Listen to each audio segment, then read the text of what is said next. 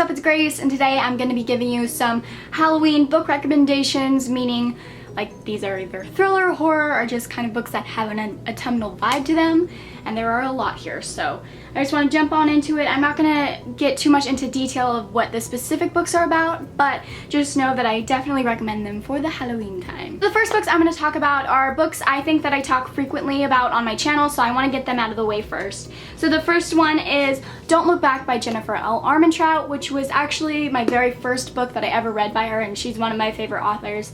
And this follows this girl who wakes up having amnesia, and she finds out that her best friend is missing, and she also discovers that she was like the bitch of the high school, and that's kind of a shock for her, and she doesn't like who she was. She's trying to better herself, along with trying to figure out what happened that night, and you know, the blame game's going on, and you're just trying to figure out who did it, and it's really fun. I would say don't go into this book expecting something mind-blowing. The Jennifer L. Armentrout's books are seriously the funnest thing ever to read. You read them really quick. I read this in like 3 hours, and I gave this 4 out of 5 stars. The next book I'm going to talk about is Dark Fever by Karen Marie Moning, which is the first book in the Fever series.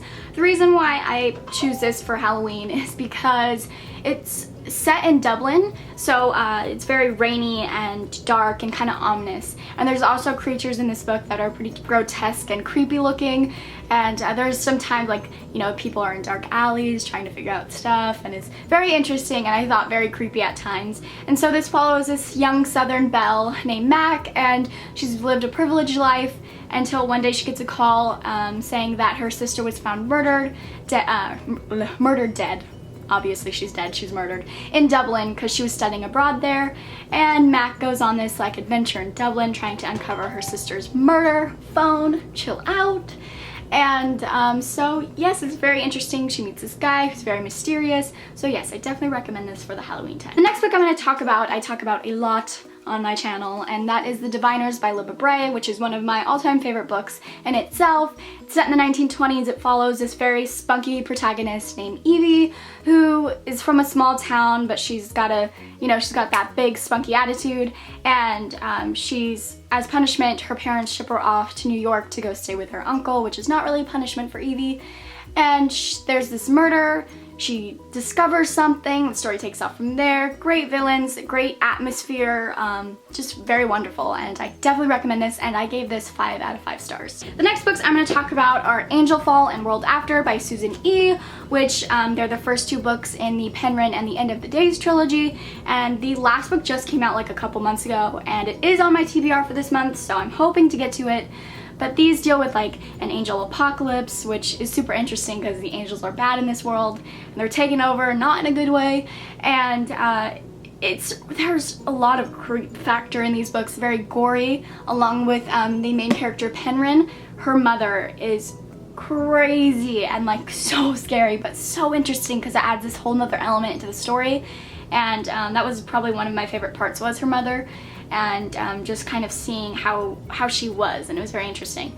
And I believe I gave both of these 4 out of 5 stars. Super freaking fun. Now moving on to the books that I don't think I really talk a lot on my channel. Maybe they're mentioned from time to time, but I don't really talk about them a lot. So the first ones I'm going to talk about are The Graveyard Book and The Ocean at the End of the Lane by Neil Gaiman. So for The Graveyard Book, it follows this young boy named Nobody Owens, or Bod, and he's been raised in a graveyard, and it's like this adventure story, like a little bit of self-discovery and just like great messages, but also it's pretty creepy, and there's really cool illustrations in this book. Let me try and find it. They're just really cool, and love Neil Gaiman's writing style, and I gave this one 5 out of 5 stars. And then for The Ocean at the End of the Lane, it follows this nameless middle-aged man who goes to his hometown to attend a funeral, and while he's there, he wants to go visit his neighbors that he remembers growing up with, and while he does, it kind of brings back memories, and he's transported back to when he was 7 years old, and you're in his mind at 7 years old. And the way I could describe this book is it read like a nightmare to me, kind of in the best sense of the word, and just very, it's so odd, like, you know, in dreams where you're dreaming and everything makes sense, and then you wake up and it doesn't make sense. That's how, like, I read this book. It's just very, and it's very dark, and you know, obviously with like more of a impactful meaning, but still very creepy, and I definitely recommend it for the Halloween time, and I gave this, I think, 4.5 out of 5 stars. The next book I'm going to talk about is The Madman's Daughter by Megan Shepherd, which is the first book in a trilogy, and it follows this young 16-year-old girl named Juliet, and she's been shunned pretty much by society due to rumors about her father doing these very grotesque, very taboo experiments. And she never really believed them, but she believes that her father's dead. And so, you know, she's like a maid for, or she's like a cleaner at a hospital, I believe. And, you know, she's just kind of living life not so happy, and then one day she finds out that her dad might not be dead, and so she goes on this, you know, journey of finding him, and then trying to uncover if those rumors are true. And it takes place on this island, which is very, very creepy, and really the writing is very gothic and very lyrical and very beautiful, and I really, really love this book. I was gonna not continue on with this trilogy just because the way it ended, like, it did end on a cliffhanger, but I was pretty kind of like okay with it. But I am gonna continue on, and I'm hoping to read the second book this month. And yes, it was very, very creepy, and I gave this 4.5 out of 5 stars. This book I'm going to talk about is Alive by Scott Sigler, which follows this teenage girl who wakes up in this enclosed, like, coffin-like thing, and she doesn't know what the heck is going on. She doesn't know who she is, and she has no memories whatsoever. Or does she? No, she doesn't. I'm pretty positive she doesn't. And she gets, like, out of the coffin thing, and she's surrounded by other coffin things. And this is a mystery, along with being a thriller, along with being something else. It's just a freaking crazy ride, so interesting. And what's his name? Pierce Brown said that it's a ripping, claustrophobic thunderbolt of a novel, and I totally get what he means by it being claustrophobic, because, like, you're reading it and it's kind of giving you anxiety because of how intense the story is. And I thought that was really interesting, and it's definitely creepy. There's some creep factor going on, so I definitely recommend this, and I gave it 4 out of 5 stars. The next book I'm going to talk about is Nocte by Courtney Cole, or Nocte, and this follows twins, follows Calla and Finn. And in the beginning of this novel, a very tragic event happens, and Calla's having to deal with the tragedy of it and the sadness, you know, that she feels for it. But along with her brother, she's having to kind of be the crutch for her brother. She's always been that way. She's always, you know, tried to make everything easier for Finn just because he has some problems, like he has schizophrenia along with something else, I forget. And he's just not stable, and she's trying to, you know, help him out in any way she can, but it's quite hard being that she's not in a good place herself. And the thing that makes this book extremely creepy is that it is set in a funeral home, because they live in a funeral home because their father is a mortician, which just adds a really cool element into the story. I will say that this is kind of like romance heavy, but gosh, I can't really say anything about this book because the ending was mind-blowing. Like, I haven't been, like, shocked in a really long time than I was with this book, and I still think about it even though I read it like a couple months ago. And I have the second book right there, and I have it on my TBR also for this month.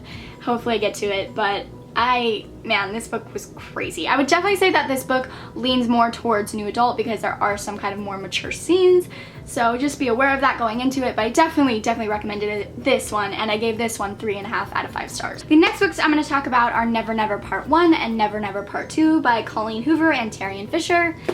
Okay, I could say this really quick. It follows these two characters, Silas and Charlie, Silas being the guy and Charlie being the girl, and they don't wake up, they're just in school, and they realize, hey, I don't have any memories. They don't know who they are, they don't know where they are, they don't know the people they're around, they don't know their mom and dad, they don't know how to get home, but they do know kind of like the basics of like what a pencil is, or what a phone is, or what a car is. They know how to drive, which is weird.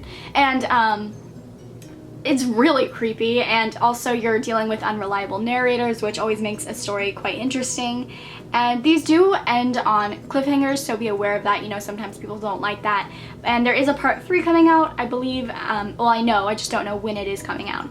But I gave the first one 4 out of 5 stars, and the second one 3.5 out of 5 stars. The next book I'm going to talk about is The Killing Woods by Lucy Christopher, which Lucy Christopher wrote Stolen, which was one of my favorite books. So when I went into this book, I expected so much from it, and I was a little bit disappointed. Like, I still ended up giving it 3.5 stars, which is a good rating, but you know, it's not like my favorite mystery I've ever read, but it's still super fun and entertaining. The thing is, it's depicted as a psychological thriller, so I expected to like have a lot of, you know, my mind to be like twisted up, but it wasn't. You know, I think it's just a plain old mystery, so go into it with kind of that notion. And so this follows a small town, and a very well-known girl winds up missing, and the main character's dad is the main suspect. And it's it's a dual perspective book, and it's following these unreliable narrators. And my favorite thing about this book was the atmosphere and the imagery that Lucy Christopher, she just has a way with words, and it's very creepy. Most of this book takes place in the woods, and just very, very interesting. So I definitely recommend this one. The next book I'm going to talk about, or kind of just an author in general, and that is H.P. Lovecraft. This is his The Great Tales of Horror, which is like a bind-up of his 20 horror stories and then like some other add-ons to it. And I got this like a month or two ago, and I'm kind of just like slowly but surely making my way through it. I read a couple of his other short stories from his book The Road to Madness, which I really enjoyed, which was one of my friend's copies, so I bought my own. And I'm on the 4th story right now, and my favorite so far, probably the second one, which was The Color Out of Space. I really enjoyed that. He has a way with making you very anticipated, and I think anticipation is a key factor in like creepiness. Like literally your skin is crawling and you're just like, what the heck is going to happen? And his writing is also very like dated and lyrical, but it's not dense at all. His writing flows very nicely, yeah, I guess. So yes, I definitely recommend. I can't say everything or anything by him because I haven't read everything by him, but from what I read, I really enjoy him. The thing I'm going to talk about is Through the Woods by Emily Carroll, which is a graphic novel consisting of 5 mysterious thriller horror stories, which were super creepy, and I read this actually pretty recently, like last month I believe. Bam, very creepy. I would definitely say read this during the nighttime because you'll get the full scare of it, like the full scary effect. So yes, I gave this 4.5 out of 5 stars. The last book I'm going to talk about I have not yet finished. I got halfway through, or almost halfway through it, and I was like, I'm just going to save this book for Halloween because it has a perfect vibe to it, and that is Unspoken by Sarah Reese Brennan. I really enjoyed this book while I was reading it. I loved the female friendship that was going on in this book. I loved the main protagonist. She was hilarious. And I loved this, where this was set. It was set in a small English village called Sorry in the Vale, which set kind of, you know, like that dark vibe going on. And this girl, the main girl, Cammie, she works for her school's newspaper and she wants to become a journalist. And so, you know, it's kind of like that mystery going on. And it was really interesting because it was different from anything that I have read before. And I'm definitely going to be finishing it this month. I'll probably just start the book over. But yes, I definitely recommend this from what I've read so far of it. Those were some of my Halloween book recommendations. If you guys have any for me, like thriller, horror, or again, just like books with like the autumnal vibe going on, please tell me because I always need more of those books in my life, and that would just help me out a ton. So if you guys have even read any of these, tell me what you think of them, or if you plan on reading any of these this month. I want to know. So I hope you guys have a wonderful day. Thank you guys so much for watching, and I will see you in my next video. Bye.